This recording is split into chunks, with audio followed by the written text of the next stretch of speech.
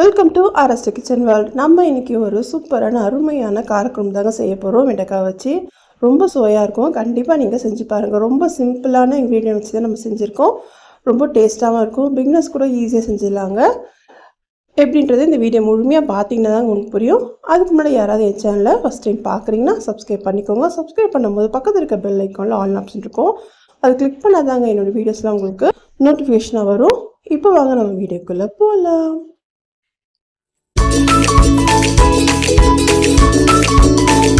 First வந்து அடுப்பில் கடாய் வச்சுக்கோங்க. கடாயில் ஒரு 3 டேபிள் ஸ்பூன் எண்ணெய் சேர்த்துக்கலாம். எண்ணெய் காஞ்சதும் நம்ம வந்து வெண்டைக்காவை ஃபஸ்ட்டு நம்ம வறுத்து எடுத்துக்கலாங்க. ரொம்பவும் நீங்கள் முறுமுறுன்னு நல்லா வறுத்துறாதீங்க. ஓரளவுக்கு நமக்கு வேகிற மாதிரி நம்ம வறுத்து எடுத்துக்கலாம். நீங்கள் ஃபஸ்ட்டு இது மாதிரி வெண்டைக்காவை நல்லா அதை வதக்கி எடுக்கும் போது நமக்கு வந்து நல்லா அது சாஃப்டான ஒரு பக்குவத்தில் கிடைக்கும். ரொம்பவும் நீங்கள் வறுத்து எடுத்துடாதீங்க. ரொம்ப முறுமுறு ஆகிடுச்சு நமக்கு நல்லா இருக்காது. ஓரளவுக்கு நமக்கு மீடியமான ஒரு வேக்காட்டில் எடுத்தாலே கரெக்டாக இருக்குங்க. இப்போ பார்த்தீங்கன்னா கரெக்டாக இருக்குது பாருங்கள். நல்லா அது ரொம்பவும் வறுபடலை, ரொம்பவும் நமக்கு வந்து பச்சையாகவும் இல்லை, கரெக்டான ஒரு பக்குவத்தில் இருக்குது. இது மாதிரி நீங்கள் வறுத்து எடுத்துக்கோங்க. எடுத்து ஒரு பக்கமாக நம்ம வச்சுக்கலாம். உங்களுக்கு தேவையான ஒரு ஸ்பூன் எண்ணெய் சேர்த்துக்கோங்க. அப்படி இல்லைன்னா இதே எண்ணெயில் நம்ம வந்து குழம்பு தாளிக்க ஆரம்பிச்சிடலாம். இதுக்கு பார்த்தீங்கன்னா நான் ஃபஸ்ட்டு ஒரு 1/4 ஸ்பூன் கடுகு சேர்த்துக்கிறேன். அது வெடிஞ்சதும் ஒரு 1/4 ஸ்பூன் வெந்தயம் சேர்த்துட்டு இது ரெண்டும் நல்லா வெடிஞ்சு வரட்டும். அதாவது நல்லா பொரிஞ்சு வரட்டும். நல்லா பொரிஞ்சதும் ஒரு 10 பூண்டு பற்களை போட்டுக்கோங்க. பூண்டு நீங்கள் பெரிய பூண்டாக இருந்தீங்கன்னா கட் பண்ணி போட்டுக்கோங்க. சின்ன பூண்டுன்றதால ஒரு 10 பூண்டு நான் போட்டிருக்கேன். இது நல்லா அது கலந்து விட்டுக்கோங்க. இது நல்லா அது கலந்து வரட்டும்.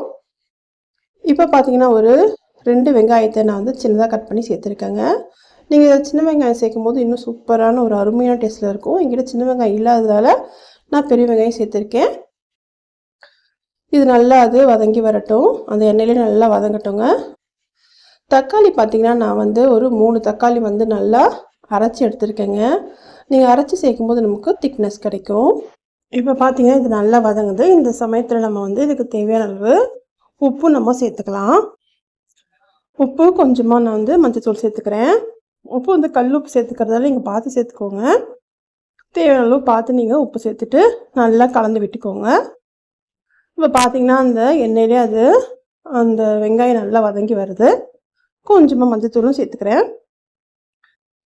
சேர்த்துட்டு நல்லா அதை வதக்கி எடுத்துக்கலாம். இப்போ பார்த்தீங்கன்னா நம்ம அரைச்சி வச்ச அந்த தக்காளியை நான் சேர்த்துக்கிறேங்க. தண்ணியில் எதுவும் சேர்க்காமலே நான் தக்காளி அரைச்சி வச்சுருக்கேன் திக்காக. இப்போ இது நல்லா கலந்து விட்டுக்கலாம். நீங்கள் தக்காளி இது மாதிரி அரைச்சி சேர்க்கும் போது நமக்கு திக்னஸ் நமக்கு கிடைக்கும். குழம்பு நல்லா டேஸ்ட்டாக இருக்கும். சில சமயத்தில் தக்காளி வந்து கொஞ்சம் காயாக இருக்கும் இல்லையா, அந்த சமயத்தில் நீங்கள் இது மாதிரி நீங்கள் அரைச்சி சேர்த்துக்கோங்க. பார்த்தீங்கன்னா இதுக்கு தேவையான மிளகாத்தூள் சேர்த்துக்கலாம். நான் வந்து ஒரு 2 டேபிள் ஸ்பூன் மிளகாத்தூள் சேர்க்குறேங்க. இது வீட்டில் அரைச்ச மிளகாத்தூள் தான். இப்போ இதை சேர்த்துட்டு நல்லா நம்ம கலந்து விட்டுக்கலாம். நான் 2 டேபிள் ஸ்பூன் சேர்க்குறேன். காரம் நீங்கள் பார்த்து சேர்த்துக்கோங்க. லாஸ்ட்டு நம்ம மிளகுத்தூளும் சேர்க்க போகிறோம். இப்போ பார்த்தீங்கன்னா அந்த வெங்காயத்தை நல்லா அதை வதக்கிக்கலாம். இது மாதிரி நம்ம வதக்கி எடுக்கும் போது அந்த மசாலா வந்து நல்லா டேஸ்ட்டாக இருக்குங்க. நீங்கள் தண்ணி சேர்த்துட்டு அதுக்கப்புறம் நீங்கள் மிளகாத்தூளை போடாதீங்க. இந்த எண்ணெயிலே நம்ம மிளகாத்தூளை சேர்த்து நல்லா கலந்து எடுக்கும் போது நமக்கு கலரும் நல்லா கிடைக்கும். இப்போ பார்த்தீங்கன்னா நம்ம எடுத்து வச்சு அந்த வெண்டைக்காய் இருக்குல்ல, நம்ம வறுத்து வச்சோம் இல்லையா வெண்டைக்காய், அதையும் நம்ம இதில் சேர்த்துக்கலாங்க. சேர்த்துட்டு இதை கலந்து விட்டுக்கலாம்.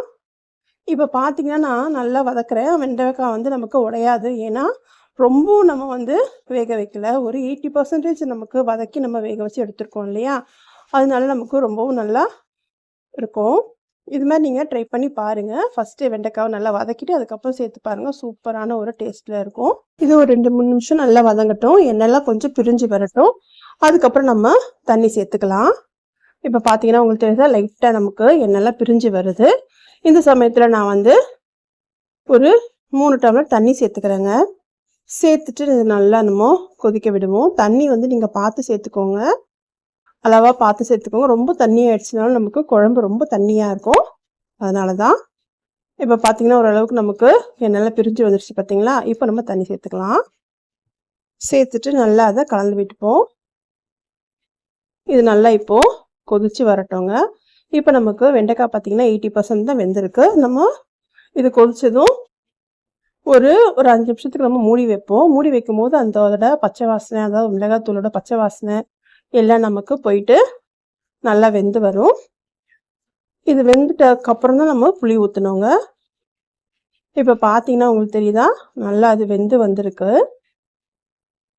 வெண்டைக்காவே நல்லா வெந்து வந்திருக்கு. எதுவுமே உடையில பாருங்கள், வெண்டைக்காய் அப்படியே நமக்கு முழுசாக இருக்கும்.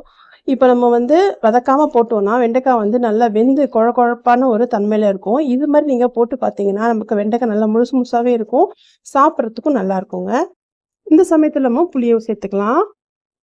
புளி சேர்த்துட்டு உங்களுக்கு தண்ணி தேவைன்னா லைட்டாக கொஞ்சம் ஊற்றிக்கோங்க. இப்போ இது நல்லா கலந்து விட்டுட்டு ஒரு 2-3 கொதி வரட்டும். கொதி வந்ததும் நம்ம இறக்கிடலாம். அவ்வளோதாங்க, நமக்கு ஒரு அருமையான வெண்டைக்காய் காரக்குழம்பு ரெடி ஆயிடுச்சுங்க. இது யார் வேணாலுமே செய்யலாம். இது வெண்டைக்காய் ஒன்றும் இல்லைங்க, நீங்கள் முருங்கைக்காய் போடலாம், கத்திரிக்காய் போடலாம், எல்லா காயுமே போட்டு நம்ம செய்யலாங்க. அருமையாக இருக்கும். கண்டிப்பாக உங்கள் வீட்டில் ட்ரை பண்ணுங்கள். இப்போ பார்த்தீங்கன்னா நல்லா கொதிக்குது. இந்த சமயத்தில் நான் கொஞ்சமாக மிளகுத்தூள் லாஸ்ட்டாக சேர்த்துக்கிறேன்.